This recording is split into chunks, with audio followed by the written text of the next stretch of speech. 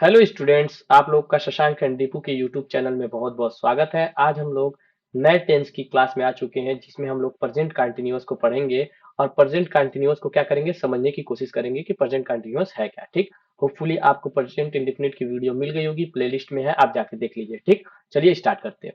सबसे पहले हम देखेंगे प्रेजेंट कंटिन्यूअस। प्रेजेंट कंटिन्यूअस का मतलब क्या होता है कि जो कार्य वर्तमान में हो और कॉन्टिन्यूअस मतलब होता है लगातार हो, तो उसी को बोलते हैं प्रेजेंट कंटिन्यूअस टेंस। अब देखिए प्रेजेंट कंटिन्यूअस में होता क्या है कि प्रेजेंट कंटिन्यूअस अपने साथ हमेशा is am are helping verb लेके आएगी।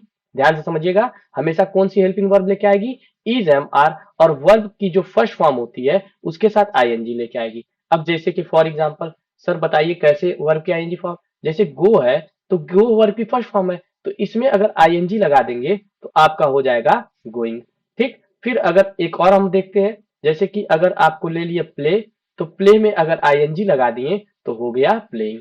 ठीक, तो अब ये वर्ब की फर्स्ट फॉर्म है, ऐसा नहीं कि गो जो का सेकंड फॉर्म अगर देखेंगे तो वो होगा वेंट, तो वेंट में आईएनजी नहीं लगाएंगे, तब ये क्या हो जाएगा, गलत हो जाएगा। होपफुली आपको समझ में आ रहा होगा कि हमको वर्ब की फर्स्ट फॉर्म में आईएनजी फॉर्म लगाना है। ठीक, दूसरी चीज कि जब दूसरा चीज अगर समझेंगे, दूसरी चीज इसमें समझने वाली क्या है कि जो कुछ सब्जेक्ट होते हैं जो अपने साथ इज लेके आते हैं और कुछ आई एम लेके आते हैं और कुछ आर लेके आते हैं। ठीक, तो समझिएगा, अगर ही, शी और इट आए तो इसके साथ हमेशा इज आएगा। ठीक, इज आएगा और वर्ब की आईएनजी फॉर्म तो आनी ही है। ठीक, अगर यू और दे और वी है तो ये हमेशा अपने साथ आर लेके आएगा। और आई जो है, मैं आई के बारे में प्रेजेंट इंडेफिनिट में भी पढ़ा रहा था, तो बताया था कि आई एक ऐसी टेंस है जो अपने साथ हमेशा एक अलग ही लेके आता है, ना उसको सिंगुलर में काउंट किया जाता है ना प्लूरल में काउंट किया जाता है। तो आई अपने साथ हेल्पिंग वर्ब जो है वो एम लेके आती है। ठीक, तो होपफुली आपको समझ में आया होगा कि हमें is am are helping verb रखनी है और वर्ब की फर्स्ट फॉर्म के साथ आईएनजी फॉर्म रखती है। ठीक, अब मैं एक एग्जाम्पल आपको बनाता हूं, जैसे कि मैं लिखूं फॉर एग्जाम्पल कि रवि, लिखा मैं रवि, और इसके साथ इज, आर और एम में से क्या लगेगा, तो इज लगेगा। ठीक, आर मत लगा दीजिएगा, नहीं तो एम भी मत लगाइए, नहीं तो गलत हो जाएगा। हमें क्या लगाना है, इज, रवि इज, और प्ले वर्ब की फर्स्ट फॉर्म है और इसके साथ आईएनजी फॉर्म प्लेइंग क्रिकेट। ठीक, होपफुली आपको समझ में आया होगा कि हमको राम के साथ, रवि के साथ हमने क्या लगाया, एक सिंगुलर था एक नाम था तो इसके साथ इज लगाया और प्लेइंग क्रिकेट। होपफुली समझ में आया होगा। अब देखिए, अब कुछ एग्जाम्पल है, उसमें देखिए क्या गलती है, जैसे कि राम आर कमिंग हियर। ठीक, अब ये सेंटेंस है तो आप देखते ही, तुरंत सेंटेंस देखते ही अगर राम को देखें तो राम के साथ हेल्पिंग वर्ब कौन सी आनी चाहिए थी कॉन्टिन्यूअस के लिए, इज आनी चाहिए थी। ठीक, तो जैसे ही इज देखे तो ये क्या हो गया, सेंटेंस गलत हो गया। इस सेंटेंस को आप करेक्ट कर देते हैं, तो राम इज, ठीक, coming, Ram is coming here. ठीक, होपफुली आपको समझ में आ रहा होगा। अब ये सेंटेंस देखिए, अब दे है तो दे, यहाँ पे देखिए दे है और दे के साथ हेल्पिंग वर्ब क्या लगेगी, आर लगेगी, तो यहाँ पे इज गलत है, तो दे आर प्लेइंग क्रिकेट। ठीक, होपफुली समझ में आ रहा होगा कि राम एक सिंगुलर है तो उसके साथ इज लगेगा, दे एक प्लूरल है तो उसके साथ आर लगेगा। ठीक, और कुछ हम एग्जाम्पल को करेंगे और उसको समझेंगे। ठीक, अब हम निगेटिव सेंटेंस में आते हैं।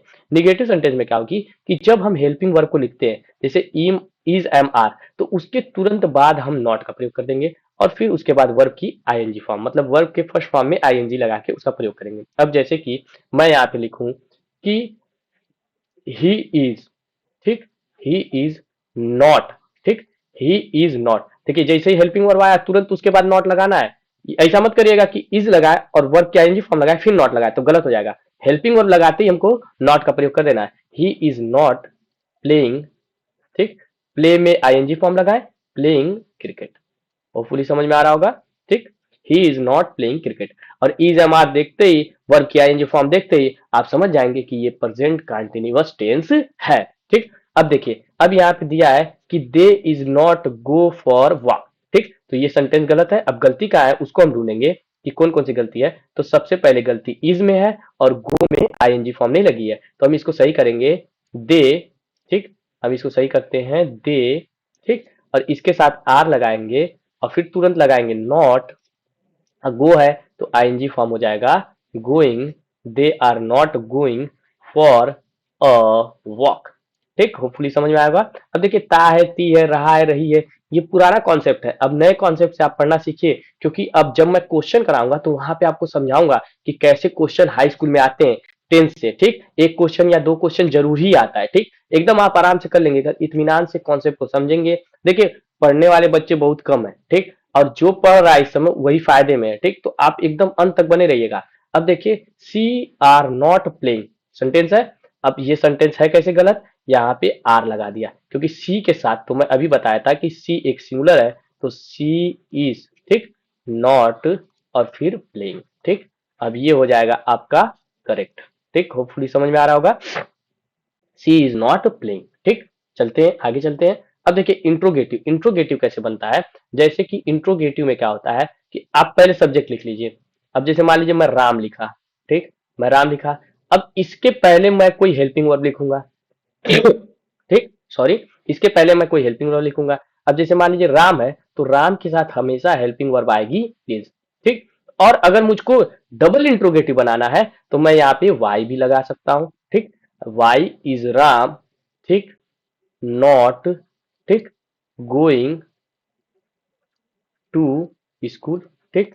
अब देखिए ध्यान से देखिएगा, यहाँ पे क्वेश्चन मार्क, ठीक, क्वेश्चन मार्क यहाँ पे लगेगा। Why is Ram not going to school.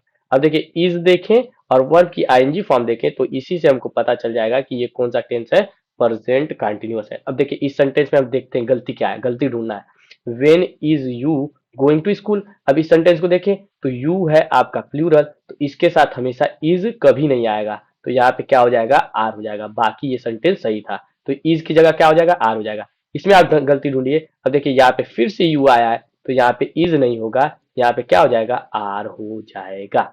Hopefully आपको समझ में आया होगा। हम लोग नए तरीके से टेंस को पढ़ना सीख रहे हैं, ठीक। आगे चलते हैं। अब देखिए, अब आगे जैसे ही चलेंगे तो करेक्ट द सेंटेंसेस। अब ये 4 सेंटेंसेस हैं, मैं इन सेंटेंसों को आपको करने के लिए दिया हूं। तो अगर आप अच्छे से पढ़े हैं तो इन सेंटेंसेस को करके कमेंट बॉक्स में जरूर लिखिए, ठीक। मिलते हैं नेक्स्ट वीडियो में, तब तक के लिए जय हिंद।